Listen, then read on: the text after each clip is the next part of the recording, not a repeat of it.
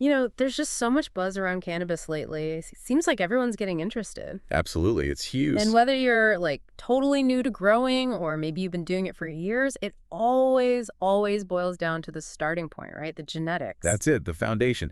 If you want to really get a handle on what makes good cannabis uh, good, you have to look at the seeds. Exactly. Yeah. Which is why we're doing this deep dive today. We're looking at Bunkerlinge seeds. Yeah, we've got some interesting info on them. They seem to have a pretty specific approach, especially with F1 hybrids and also these preserved landrace strains, which are fascinating. Okay, so the mission today. Let's try and pull out the core ideas, Hmm. their philosophy, what makes their seeds stand out in, well, a pretty crowded field now. Sounds good. Where should we kick off their experience, maybe? Yeah, let's start there. The material says Bunkerlinge Seeds has been at this for nearly 25 years. That's a serious amount of time. Cultivating indoors, outdoors. It really is. And, it's more than just clocking in the years. Think about what that means. Right. What kind of knowledge do you actually build up over 2+ decades? Well, deep knowledge. Hmm. A real understanding of how the plants grow, how they develop. You learn the little tricks, the nuances for optimizing things, whether it's inside or outside. And breeding, too. That's huge.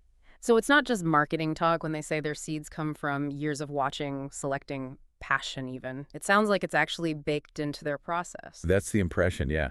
It Yes. seems grounded in real hands-on work over a long time, which, if you're looking for quality, that's the kind of depth you want behind a product. Okay, so experience is key. But you mentioned land races. That sounds interesting. What exactly are we talking about there? Right, land races.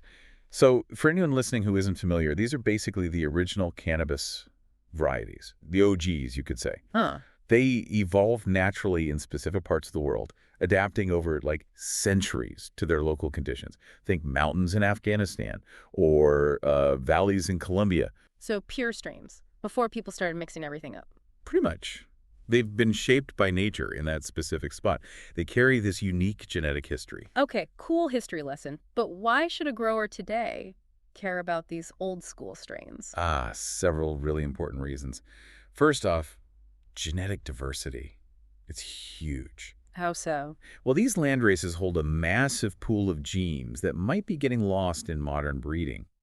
Think resistance to local pests or tolerance to specific climates. Traits that could be crucial for future breeding, especially with, climate change and all that. Okay, like preserving heirloom tomatoes or something. Makes sense for the future of the plant itself. Exactly. But there's more for the grower right now, authenticity. Authenticity. Yeah, the experience. Because they develop naturally, land races often have really unique combinations of cannabinoids and terpenes, the compounds that give the effects and the smell and taste. So different highs, different flavors you might not find elsewhere. Potentially, yeah. Very distinct profiles tied to their origin. Plus, there's often a cultural connection, a history tied to that region. And for breeders, they're gold mines for specific traits. And Bunkerland is actively trying to keep these pure. That's what the info suggests. Yeah. They seem really committed to careful selection, controlled pollination, making sure these landrace lines stay true to their origins. So if you're looking for something really unique, really historical. They seem like a potential source for that, offering carefully preserved landrace seeds. Okay, so they've got the historical side covered. But what about the more common categories people know? Indicas, sativas. Oh yeah, they offer the full spectrum there too. Their indicas are described pretty typically robust plants, often resinous, associated with those relaxing body-focused effects, usually more compact, easier to manage maybe. Standard indica stuff. Got it. But what caught my eye is their specific interest in tropical sativas. Tropical sativas. Okay, now that sounds intriguing. What's the deal with those? Different from other sativas. Oh yeah. They originate in regions near the equator. Think Thailand, Colombia, parts of Africa, and they have distinct characteristics. Like what? Often much longer flowering times, Yeah. like significantly longer. And their bud structure tends to be more airy, open, less dense than indicas or even some other sativas. And the effects. Still that uplifting sativa vibe. Generally, yes, often described as very cerebral, energizing, creative, good for daytime. But, and this is important, Uh-oh. The catch. well, they can be more challenging to grow. That longer flowering time requires patience, and they often need specific conditions, mimicking their tropical homes. Lots of light, warmth, humidity control. So maybe not the easiest choice for first-timer? Perhaps not the absolute easiest, no. Hmm. But Bunkerlinge seems to emphasize the reward, a really unique, often quite potent and special cannabis experience. And Bunkerling has expertise in these tricky ones. It seems so. Their experience likely helps them manage these, and they can provide access to some rare, exotic sativa genetics you might not find easily.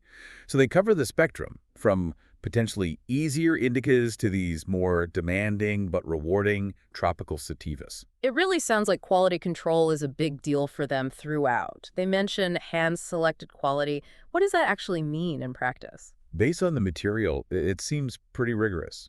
It starts way back, choosing the right mother plant's healthy, strong examples. Okay. Then it carries through the whole process. Controlled pollination, careful harvesting of the seeds when they're perfectly ripe, and then the final preparation. And the hand-selected part, are they literally picking through them? It implies a very close visual inspection, looking at each batch, checking for maturity, size, making sure the seed coat is intact, no damage. They might also do germination tests, sprouting a sample to check viability rates. Right, to make sure they actually grow. Exactly. Yeah. The point is, apparently only seeds that meet their own high standards actually get packaged and sold. It's about delivering reliable starting material. You want seeds that will pop, right? Absolutely. So it's not just the genetics inside, but the physical quality of the seed itself. Precisely. Which leads to how they kind of bring it all together. How do you mean? Well, they seem to be blending these two threads we've discussed. On one hand, modern breeding, like their F1 hybrid, F1s, those are the first-generation crosses, right? Supposed to be super vigorous. often, yeah, combining desirable traits from two different parent lines. So, innovation. But on the other hand, they have this deep respect for and active work in preserving those foundational landrace strains. Ah, okay. So mixing the old and the new. Kind of, yeah. Using the strengths of both, Yeah. maybe taking a trait from a hardy landrace and breeding it into a high-yielding modern line, for example.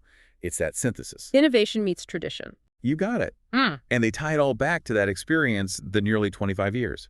And the passion. They seem to want to be a resource, whether you're chasing like maximum yields or stable growth or maybe really unique flavors or even those super rare landraces. It sounds like a lot goes into it. Knowledge, care. Dedication, yeah. That's the picture they paint. Okay, so if people are listening and their interest is piqued, they want to see the actual strains, learn more, where should they go? The best place is probably their website. It's www.bunkerlinge.org. Bunkerland.org, okay. Yeah, you should find details on specific strains, their characteristics, growing info, availability, all that stuff. It's the place to really dig deeper into their offerings. Good resource then. So wrapping this up, what's the main takeaway here? Bunkerlinge seeds sounds like they're trying to offer consistency, maybe some transparency, and definite quality in a market that can be, well, a bit wild sometimes. I think that's fair. And also, importantly, playing that role of custodians almost. Preserving that crucial genetic diversity with the land races. Yeah, that preservation piece feels really important. It is. And maybe that's the final thought for you listening. As you learn more, as you maybe plan your own cultivation, think about that seed choice. It's not just about your next harvest. What else is it about? It's about the bigger picture, too, isn't Yeah. it? The genetics you choose to grow, the ones you value, that influences the future diversity and resilience of cannabis as a whole. Something to consider.